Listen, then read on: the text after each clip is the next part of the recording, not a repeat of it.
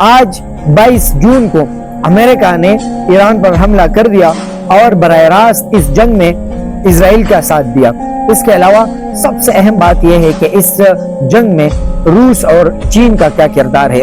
ہم اس کے متوقع کردار پر اگر ہم بات کریں، چائنا زور دے گا ایران اور امریکہ کے اس جنگ میں کہ وہ سیز فائر کرے، مذاکرات کرے، اور موقف اختیار کیا کہ ایران ایٹمی قوت بننے کے بالکل قریب ہے اور یہ اسرائیل کے وجود کے لیے خطرہ ہے، جس میں پوری دنیا کے تقریباً 20% جو تیل اور LPG کی سپلائی ہے پوری دنیا میں وہ اس راستے سے ہوتی ہے۔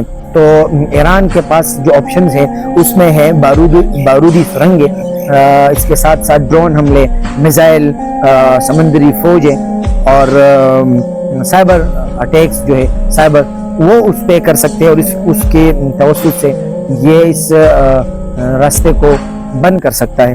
بسم اللہ الرحمن الرحیم۔ السلام علیکم ناظرین، آپ سب کے علم میں ہے کہ اسرائیل نے ایران پر 13 جون کو حملہ کر دیا اور موقف اختیار کیا کہ ایران ایٹمی قوت بننے کے بالکل قریب ہے اور یہ اسرائیل کے وجود کے لیے خطرہ ہے۔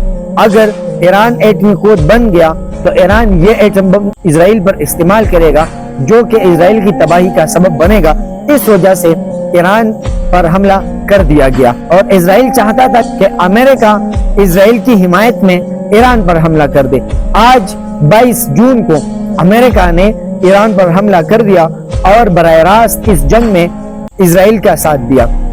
امریکہ نے موقف اختیار کیا کہ امریکہ کے B-2 طیارے نے اسرائیل کے جوہری پلانٹ جہاں پر اسرائیل اپنا ایٹمی ہتھیار بنا رہا تھا اس کو مکمل طور پر تباہ کر دیا ہے۔ اسی دوران ایک نیا موضوع جو کہ زیادہ تر زیر بحث ہے وہ ہے ابنائے ہرمز۔ ابنائے ہرمز عراق اور ایران کے درمیان ایک سمندری راستہ ہے جس میں پوری دنیا کے تقریباً 20% جو تیل اور LPG کی سپلائی ہے پوری دنیا میں وہ اس راستے سے ہوتی ہے۔ 20 ملین بیرل تیل روزانہ کی بنیاد پر یہاں سے پوری دنیا میں سپلائی ہوتی ہے اور یہ جگہ ایک دل کی حیثیت رکھتا ہے۔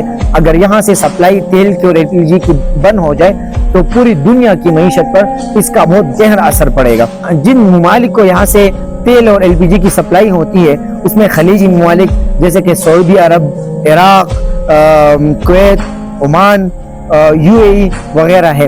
یہ وہ ممالک ہیں جہاں جن ممالک میں اس راستے کے ذریعے، اس ابنائے کے ذریعے یہ ساری چیزیں سپلائی ہوتی ہیں۔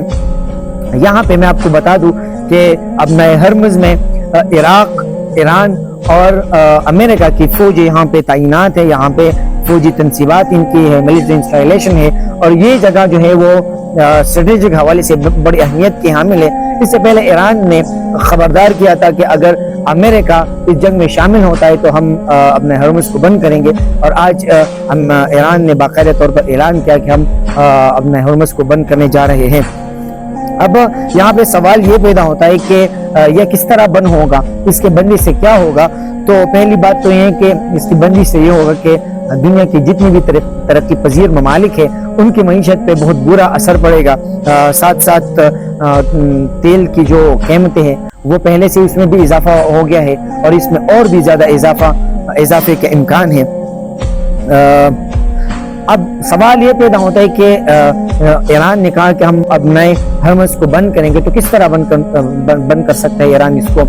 تو ایران کے پاس جو آپشنز ہیں اس میں ہے بارودی سرنگیں، اس کے ساتھ ساتھ ڈرون حملے، میزائل، سمندری فوجیں اور سائبر اٹیکس جو ہے سائبر، وہ اس پہ کر سکتے ہیں اور اس کے توسط سے یہ اس راستے کو بند کر سکتا ہے۔ اس کے علاوہ سب سے اہم بات یہ ہے کہ اس جنگ میں روس اور چین کا کیا کردار ہے۔ ہم اس کے متوقع کردار پر اگر ہم بات کریں، روس کیا کر سکتا ہے؟ روس پہلے تو اس امریکہ کے حملے کا مذمت کر سکتا ہے اور ساتھ ساتھ یہ کر سکتا ہے کہ اگر وہ فرنٹ پہ نہ آئے تو بیک ڈور چینلز پہ یہ کر سکتا ہے کہ سائبر حوالے سے فیسیلیٹیٹ کر سکتا ہے، فوجی جو ٹیکنالوجیز ہے یا فوجی جو اسلحہ ہے وہ ہتھیار، جنگی ہتھیار جو ہے وہ دے سکتا ہے۔ چین کا اگر ہم بات کریں تو چین نے پہلے اس جنگ کے دوران ایک بیان دیا کہ امریکہ کے بغیر بھی دنیا چل سکتی ہے. چائنا اگرچہ فرنٹ فٹ پہ نہیں آئے گا, بالکل سامنے نہیں آئے گا اور کھل کر ایران کا ساتھ نہیں دے گا, لیکن چائنا ضرور پہلے امریکہ کے اس حملے کو ایک طرفہ جارحیت قرار دے کر امریکہ کو پوری دنیا کی سلامتی اور امن کے لیے خطرہ قرار سکتا ہے. اس کے ساتھ ایران کے ساتھ وہ ایران کو سائبر کے حوالے سے فیسیلیٹیٹ کر سکتا ہے, ساتھ ساتھ ڈرون وغیرہ ان کو فراہم کر سکتے ہیں, ہتھیار وغیرہ جنگی ہتھیار فراہم کر سکتے ہیں, اور ساتھ ساتھ چائنا زور دے گا ایران اور امریکہ کے اس جنگ میں کہ وہ سیز فائر کرے, مذاکرات کرے, کیونکہ چائنا جو ہے وہ ایران کا تیل کے حوالے سے بڑا خریدار ہے. تو چائنا کے اس جنگ کا چائنا کی معیشت پر برا اثر پڑ سکتا ہے. اب دیکھتے ہیں کہ چائنا اور روس اپنا کیا موقف اختیار کرتے ہیں اور یہ جنگ کون سی شکل اختیار کرتا ہے.